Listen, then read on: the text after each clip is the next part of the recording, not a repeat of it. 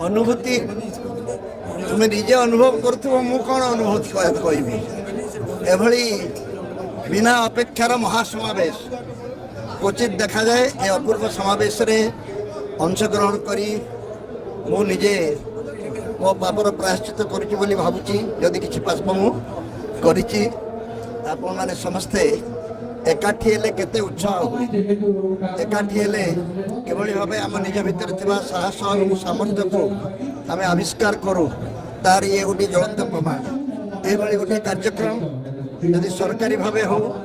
बा बेसरकारी भावे अन्य कौन अनुष्ठान द्वारा कराई था केते समय केते अर्थ एवं केते कष्ट होता तुम्हें तुलना करि परिबो नाही से अनुमान कर ये जो मैंने मुंडुची मुसाफरी लगी आज ये प्रकार कार्यक्रम कर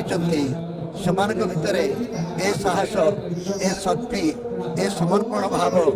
किए को आणिकी देला एभली शक्ति समर्थन देखिले स्वाभाविक भाव में जेकोसी मनीष निजक असहाय मन कर सबकि अद्भुत साहसर अधिकारी हो पार।